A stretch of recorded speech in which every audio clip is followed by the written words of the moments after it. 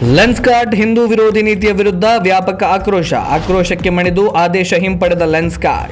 Lens ಮಾರ್ಕೆಟ್ನ ದೈತ್ಯ ಸಂಸ್ಥೆ ಲೆನ್ಸ್ಕಾರ್ಟ್ನಲ್ಲಿ ಹಿಂದೂ ಧರ್ಮದ್ವೇಷದ ನಿಯಮಗಳನ್ನು ಹೇರಿದ್ದರ ವಿರುದ್ಧವಾಗಿ ದೇಶದಾದ್ಯಂತ ಕಿಚ್ಚು ಹಬ್ಬಿದೆ. ಹಿಜಾಬ್ಗೆ ಅನುಮತಿಯನ್ನ ನೀಡಿ ಕುಂಕುಮ ಹಣೆಬೊಟ್ಟು ಇಡುವ ಅವಕಾಶ ನಿರಾಕರಿಸಿದ್ದರ ವಿರುದ್ಧ ದೇಶವ್ಯಾಪಿ ಪ್ರತಿಭಟನೆ, ಟ್ರೋಲ್, ಮುತ್ತಿಗೆ ಯತ್ನಗಳು ನಡೀತಾ ಇದೆ. ವ್ಯಾಪಕ ಆಕ್ರೋಶದ ಬೆನ್ನಲ್ಲೇ ಲೆನ್ಸ್ಕಾರ್ಟ್ ಸಂಸ್ಥೆ ತನ್ನ ವಸ್ತ್ರ ಸಂಹಿತೆಯ ಆದೇಶವನ್ನ ಹಿಂಪಡೆದಿದೆ. ಇದರ ನಡುವೆಯೇ ಬಿಜೆಪಿ ನಾಯಕಿ ನಾಜಿಯಾ ಇಲಾಹಿ ಖಾನ್ ಅವರು ಮುಂಬೈನ ಅಂಧೇರಿ ಪ್ರದೇಶದ ಲೆನ್ಸ್ಕಾರ್ಟ್ ಮಳಿಗೆಗಳಿಗೆ ಭೇಟಿ ನೀಡಿ ಸಂಸ್ಥೆಯ ಹಿಂದೂ ವಿರೋಧಿ ನೀತಿಗಳ ವಿರುದ್ಧ ಕಿಡಿಕಾರಿದ್ದಾರೆ. ಲೆನ್ಸ್ಕಾರ್ಟ್ ಮಳಿಗೆಗೆ ಪ್ರವೇಶಿಸಿದ ನಾಜಿಯಾ ಖಾನ್ ಮ್ಯಾನೇಜರ್ ಮುಹಸಿನ್ ಖಾನ್ ಬಳಿ ಸಂಸ್ಥೆಯ ನಿಯಮಗಳ ಬಗ್ಗೆ ಅಸಮಾಧಾನ ವ್ಯಕ್ತಪಡಿಸಿ ಹಿಂದೂ ನೌಕರರಿಗೆ ತಿಲಕ, ಬಿಂದಿ, ಕುಂಕುಮಗಳಂತಹ ಧಾರ್ಮಿಕ ಚಿಹ್ನೆಗಳನ್ನ ನಿಷೇಧಿಸಿರುವುದು ಸರಿಯಲ್ಲ ಎಂದು ಹೇಳಿದ್ದಾರೆ.